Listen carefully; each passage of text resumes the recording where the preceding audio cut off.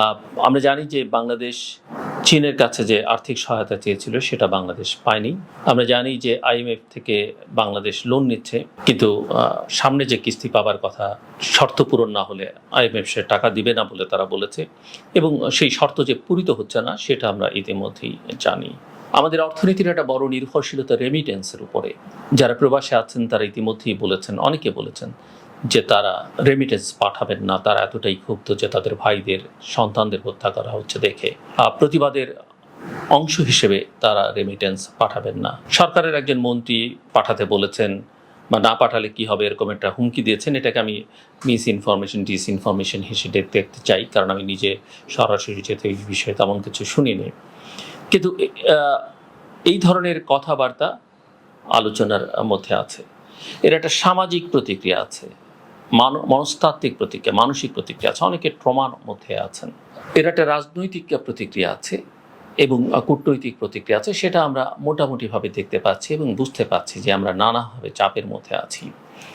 অর্থনৈতিক প্রতিক্রিয়া, যেটা আমি অনেকবার বলেছি যে মানুষের অধিকার খর্ব করা হলে নানাভাবে বৈশ্বিক চাপ আসতে পারে, এবং সেই চাপ আসবার জন্য পৃথিবীর বিভিন্ন প্রান্ত থেকে আওয়াজ উঠতে শুরু করেছে। এটা আমাদের জন্য কল্যাণকর নয়। বাংলাদেশের একজন নাগরিক হিসেবে আমি সেটা চাই না। কিন্তু বাস্তবতা হচ্ছে যে আমরা যদি ঠিকমতো গভর্ন না করি, আমরা যদি ঠিকঠাক মতো আমাদের দেশটাকে পরিচালনা করি, এবং আমরা যেহেতু বিশ্বের অন্যান্য অংশের সঙ্গে আমাদেরকে সংযুক্ত থাকতে হয়, নির্ভরশীলতা আছে, আমাদের পক্ষে সুপথে, সঠিক পথে চলা ছাড়া কোনো বিকল্প নেই। আমি যে রেমিটেন্সের কথাটা নিয়ে আজকে যদি আলোচনা করি, যে দেশে দেশে রেমিটেন্স শাটডাউনের ডাক দিয়েছেন আমাদের প্রবাসী বাংলাদেশিরা।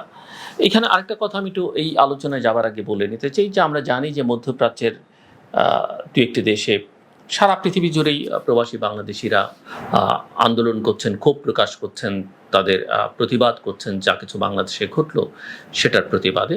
এবং সংযুক্ত আরব আমিরাতে কয়েকজনকে সাজা দেওয়া হচ্ছে তার প্রেক্ষিতে, কারণ সে দেশের আইনের মধ্যে সেটা নেই, সেটা তারা তাদের আইন অনুযায়ী দিয়েছে। কিন্তু আমি মনে করি বাংলাদেশ সরকারের দিক থেকে, যদিও তারা সরকারের বিরুদ্ধেই কথা বলেছে, কিন্তু বাংলাদেশের একজন নাগরিক হিসেবে সরকার তাদেরকে সহায়তা দিবে।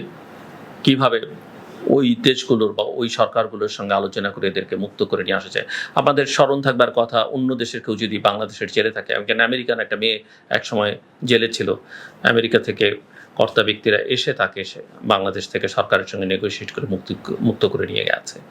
এটা একটা রাষ্ট্রের দায়িত্ব। হ্যাঁ, তারা যদি সরকারের চোখে বা তাদের রাজনৈতিক চোখে তাদেরকে অপরাধী দেখেন, তারা এখানে শাস্তি দিন, দেশের ভেতরে তাদেরকে আইনের আওতায় আনুন। আমি যদিও সেটাকে সমর্থন করি না, কিন্তু সেটা করুন।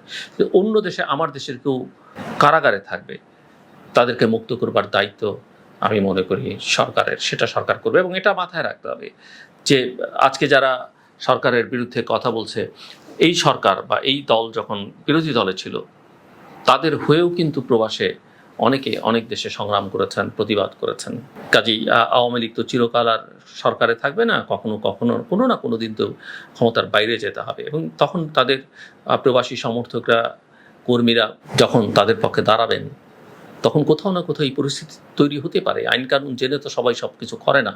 তো যে কথা বলছিলাম আমি, যে ছাত্র আন্দোলনে বিপুল প্রাণহানি এবং হতাহতের ঘটনায় সরকারের বিরুদ্ধে অসহযোগিতার অংশ হিসেবে এই যে রেমিটেন্স শাটডাউনের ডাক দিয়েছেন প্রবাসী বাংলাদেশিরা। এমনিতেই দেশের অর্থনৈতিক অবস্থা খুবই শোচনীয়, তার মধ্যে এই আন্দোলন আসলেই মরার উপরে যেন একটা খরার ঘা। বিভিন্ন সংবাদ মাধ্যমের খবরে বলা হচ্ছিল যে প্রবৃদ্ধির ধারায় ফিরে এসেছিল রেমিটেন্স প্রবাহ, তবে ইন্টারনেট বন্ধ এবং দেশব্যাপী সংঘর্ষ ও কারফিউর প্রেক্ষাপটে চলতি জুলাইয়ে এতে পতনের আশঙ্কা দেখা দিয়েছে। 24 জুলাই পর্যন্ত দেশে রেমিটেন্স এসেছে মাত্র $150 কোটি। এর মধ্যে প্রায় $98 কোটি এসেছিল প্রথম 13 দিনে, আর 14 থেকে 24 জুলাই পর্যন্ত 10 দিনে রেমিটেন্স এসেছে প্রায় $53 কোটি।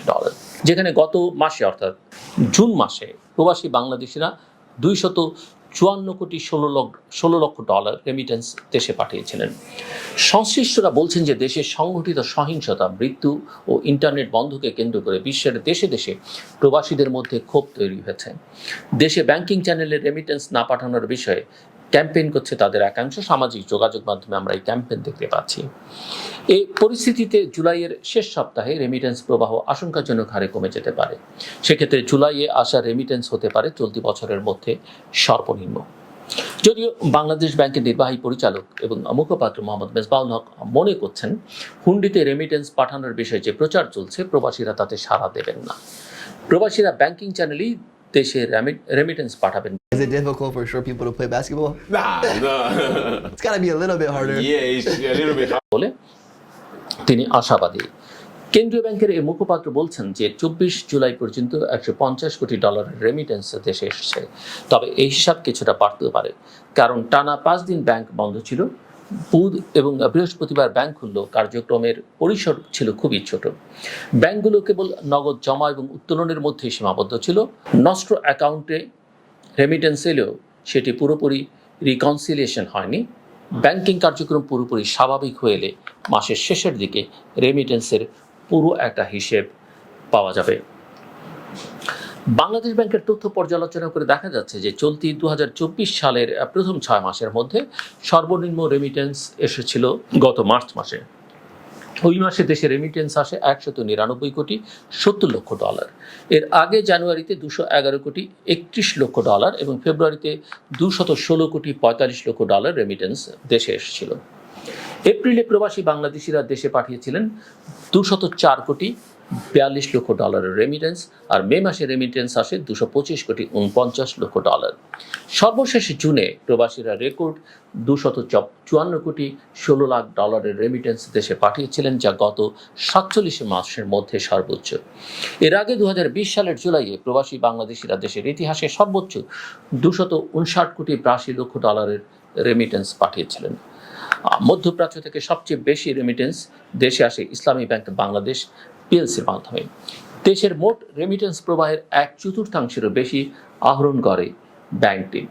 ইসলামী ব্যাংকের ব্যবস্থাপনা পরিচালক মোহাম্মদ মনিরুল মাওলানা গণমাধ্যমকে বলেন যে টানা 5 দিন বন্ধ থাকার পর বুধ ও বৃহস্পতিবার সীমিত পরিসরে ব্যাংকিং কার্যক্রম চলেছে। এই 2 দিনে যেসব রেমিটেন্স দেশে এসছে সেগুলো বন্ধের সময় পাঠানো। ব্যাংকিং চ্যানেলে রেমিটেন্স না পাঠানোর ক্যাম্পেইনের বিষয়ে আমরাও শুনছি। এই ক্যাম্পেইনের প্রভাব আগামী সপ্তাহে বোঝা যাবে। দেশের আরও 3টি বেসরকারি ব্যাংকের শীর্ষ নির্বাহী জানিয়েছেন, টানা 5 দিন ব্যাংক বন্ধ থাকার পর বুধ এবং বৃহস্পতিবার যে পরিমাণ রেমিটেন্স দেশে আসার প্রত্যাশা ছিল সেটা দেখা যায়নি। প্রকৃত পরিস্থিতি বুঝতে হলে আগস্টের প্রথম সপ্তাহ পর্যন্ত অপেক্ষা করতে হবে। চাকরিজীবী প্রবাসীরা মাসের প্রথম কিংবা শেষ সপ্তাহে বেতন পান। এ সময় রেমিটেন্স প্রবাহ না বাড়লে বুঝতে হবে পরিস্থিতি আশঙ্কাজনক। কোটা সংস্কার আন্দোলনকে কেন্দ্র করে গত 16 জুলাই মঙ্গলবার দেশব্যাপী সহিংসতা ছড়িয়ে পড়ে। সর্বশেষ খবর পাওয়া পর্যন্ত টানা 1 সপ্তাহের সহিংসতা এবং সংঘর্ষে অন্তত 206 জনের মৃত্যুর তথ্য নিশ্চিত করা যাচ্ছে, যদিও কোনো সরকারি ভাষ্য এখন পর্যন্ত আমরা পাইনি। এই ঘটনাকে কেন্দ্র করে গত 18 থেকে 23 জুলাই পর্যন্ত দেশে ইন্টারনেট সংযোগ বন্ধ ছিল। এরপর সীমিত পরিসরে চালু হলেও এখনও পুরোপুরি স্বাভাবিক হয়নি ইন্টারনেট সেবা। পরিস্থিতি নিয়ন্ত্রণে আনতে কারফিউ জারির পাশাপাশি দেশব্যাপী সেনাবাহিনী মোতায়েন করেছে সরকার। দেশে সংঘটিত সহিংসতা এবং মৃত্যুর ঘটনায় প্রবাসী বাংলাদেশিদের মধ্যেও এখন এক ধরনের উত্তেজনা রয়েছে। মধ্যপ্রাচ্য সহ ইউরোপ, আমেরিকার কয়েক দেশে ছাত্রদের আন্দোলনের প্রতি সংহতি জানিয়ে প্রবাসীরা সমাবেশ এবং বিক্ষোভ করেন। এর মধ্যে কোনো কোনো সমাবেশ থেকে রেমিটেন্স শাটডাউনের ঘোষণা এসেছে। সংশ্লিষ্টরা জানান, ইন্টারনেট বন্ধ থাকায় প্রবাসীরা গত কয়েকদিন পরিবারের সঙ্গে সেভাবে যোগাযোগ করতে পারেনি। এ বিষয়টি তাদের বড় একটি অংশকে বিক্ষুব্ধ করে তুলেছে। দেশে রেমিটেন্সের একটা বড় অংশ আসে এজেন্ট ব্যাংকিং বা এমএফএস সেবা ব্যবহার করে। এসব সেবার অন্যতম মাধ্যম হচ্ছে বিকাশ। বিভিন্ন জেলায় বিকাশ এজেন্টদের কাছে খোঁজ নিয়ে জানা গেছে যে ইন্টারনেট বন্ধ থাকায় 18 থেকে 24 জুলাই পর্যন্ত সেবাটি ব্যবহার করে কেউ রেমিটেন্স পাঠাতে পারেননি। দেশের বৈদেশিক মুদ্রা আহরণের প্রধান উৎস রপ্তানি খাত হলেও রেমিটেন্সের ভূমিকাই সবচেয়ে বেশি কার্যকর। বাংলাদেশ ব্যাংকের তথ্য অনুযায়ী 2023-24 অর্থ বছরের 11 মাসে অর্থাৎ জুলাই থেকে মে পর্যন্ত দেশের রপ্তানি আয় ছিল $3,734 কোটি বা $37.34 বিলিয়ন। একই সময় প্রবাসীরা $21.37 বিলিয়ন রেমিটেন্স দেশে পাঠিয়েছেন। অর্থনীতিবিদরা বলছেন যে $37 বিলিয়ন রপ্তানি আয়ের বিপরীতে অন্তত $30 বিলিয়ন পণ্য বিদেশ থেকে আমদানি করতে হয়েছে। সেক্ষেত্রে দেশের প্রকৃত বৈদেশিক মুদ্রা আয় হয় মাত্র $6.7 বিলিয়ন। কিন্তু রেমিটেন্স হিসেবে প্রবাসীরা বিদেশ থেকে যে অর্থ পাঠান তার বিপরীতে দেশের কোনো ব্যয় নেই। প্রবাসীদের পাঠানো অর্থের পুরোটাই দেশের বৈদেশিক মুদ্রা ব্যয় মেটানোর পাশাপাশি রিজার্ভ বৃদ্ধিতে ভূমিকা রাখছে। বাংলাদেশ ব্যাংকের সাবেক গভর্নর ডক্টর সালাউদ্দিন আহমেদ মনে করছেন, এমনিতেই দেশের অর্থনীতি মারাত্মক চাপে আছে। গত 3 বছর দেশের ডলারের সংকট তীব্র। এই পরিস্থিতিতে রেমিটেন্সই বাংলাদেশের অর্থনীতিকে বাঁচিয়ে রেখেছে। ডলার সংকট ও বিনিময় হারের সমন্বয়হীনতার কারণে দেশে হুন্ডির বড় বাজার সৃষ্টি হয়েছে। এখন প্রবাসীরা বৈধ চ্যানেলে রেমিটেন্স না পাঠিয়ে হুন্ডিকে অগ্রাধিকার দিলে অর্থনৈতিক সংকট আরও ভয়াবহ মাত্রায় পৌঁছাবে। দেশের বিরাজমান উচ্চ মূল্যস্ফীতি আরও বেশি উস্কে দেবে। অর্থনীতিবিদরা আরও বলছে যে 2 বছরের বেশি সময় অস্থিতিশীল থাকার পর ডলারের বিনিময় হার কিছুটা স্থিতিশীল হয়ে এসেছিল। কিছুটা স্থিতিশীলতা এসেছিল বৈদেশিক বাণিজ্যের ক্ষেত্রে, কিন্তু কোটা সংস্কার আন্দোলনকে কেন্দ্র করে সৃষ্ট সংঘর্ষ ও প্রাণহানির ঘটনায় পরিস্থিতি পুরোপুরি বদলে গেছে। বিশ্বের প্রভাবশালী সব সংবাদ মাধ্যম 1 সপ্তাহ ধরে বাংলাদেশের পরিস্থিতি তুলে ধরছে। ইন্টারনেট বিচ্ছিন্ন করে দেওয়া সহ সার্বিক বিষয় নিয়ে সমালোচনা হচ্ছে আন্তর্জাতিক অঙ্গনে। এতে বহির্বিশ্বে বাংলাদেশ নিয়ে যে ধারণা তৈরি হয়েছে সেটি কাটিয়ে উঠতেও অনেক সময় লাগবে। পরিস্থিতি দ্রুত স্বাভাবিক না হলে দেশ থেকে অর্থ পাচার বেড়ে যাবার আশঙ্কা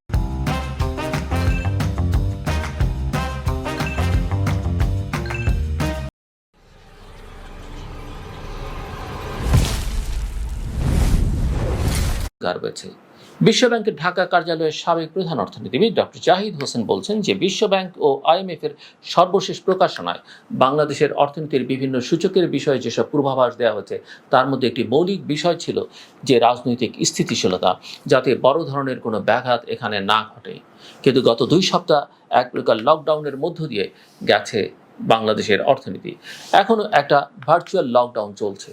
কোভিডের সময় বাইরে বের হতে না পারলেও ডিজিটাল মাধ্যমে বাসায় বসেও অনেক কিছু করা সম্ভব হয়েছে। কিন্তু সাম্প্রতিক পরিস্থিতিতে ব্যবসায়ীরা একটা ইমেল পর্যন্ত বিদেশি ক্রেতাদের পাঠাতে পারছিলেন না। অনেক ছোট স্টার্টআপ ও ফ্রিল্যান্সার যাদের তথ্য প্রযুক্তির উপর নির্ভরশীলতা, তারা একেবারেই বিচ্ছিন্ন হয়ে গিয়েছিলেন। শুধু ইমেলের কথা কেন বলছি, একটা হোয়াটসঅ্যাপ মেসেজ টেক্সট করা যায়নি, ইভেন অনেক সময় মোবাইলও একটা মেসেজ পাঠানো দূরহ ছিল। সো ইন্টারনেট না থাকার প্রভাব সব খাতের উপরই পড়েছে। এ নিয়ে এই ধরনের পরিস্থিতিতে অর্থনীতি নিয়ে পূর্বাভাস দিতে হলে আগে আপনাকে নিশ্চিত করতে হবে যে স্বাভাবিক অবস্থা কবে ফিরছে। স্বাভাবিক পরিস্থিতি বলতে আমরা যেটা বুঝি যে কারফিউ থাকবে না, রাস্তায় পুলিশ থাকলেও সেনাবাহিনী থাকবে না, পুলিশ মানবিক আচরণ করবে, শিক্ষা প্রতিষ্ঠান যদি বন্ধ থাকে তাহলেও স্বাভাবিক পরিস্থিতি ফিরে আসছে বলা যাবে না। এই মুহূর্তে স্বাভাবিক পরিস্থিতি ফিরিয়ে আনাটাই মূল চ্যালেঞ্জ। আর্থিক খাতের দুর্দশা, বৈদেশিক মুদ্রার স্বল্পতা, উচ্চ মূল্যস্ফীতির মতো বড় বিস্ফোরা আমাদের অর্থনীতিতে গত 2-3 বছর ধরে রয়েছে। কিন্তু সাম্প্রতিক যে সংঘর্ষ এবং প্রাণহানি, সেটি তো রক্তক্ষরণের মতো। রক্তক্ষরণ বন্ধ না করে আপনি ফোড়ার চিকিৎসা করবেন কিভাবে? সব মিলে আমাদের অর্থনীতির জন্য কোনো সুখবর নেই। এই অবস্থায় গণহারে গ্রেপ্তার, গায়েবী মামলা, ছাত্রদের তুলে নিয়ে যাওয়া, হসপিটাল থেকে সমন্বয়কারীদের তুলে নিয়ে যাওয়া, রিমান্ডে নির্যাতন, কোনো কিছুই আমাদের সংকটকে সমাধান করতে পারছে না।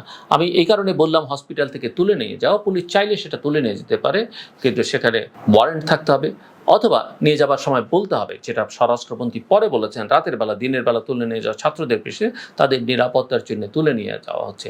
কিন্তু যারা নিয়ে এসছেন তারা কিন্তু সেসব কথা বলেননি। সো আমি বারবার যেটা বলেছি যে এই সংকটের সমাধানের জন্য দরকার রাজনৈতিক উদ্যোগ। এটি সুষ্ঠু নির্বাচনের মাধ্যমে জনগণের পছন্দের সরকার গঠন ছাড়া, এই অবস্থার দিন দিন অবনতি হওয়ার ছাড়া আর কোনো পথ আমি অন্তত দেখতে পাই না। এমনকি 2024-এর একটা অংশগ্রহণমূলক ভালো নির্বাচনের মধ্য দিয়ে যদি আওয়ামী লীগ ক্ষমতায় আসতো, এই আওয়ামী লীগই আজকে সমস্যাটাকে যেভাবে ডিল করেছে এভাবে করতো না।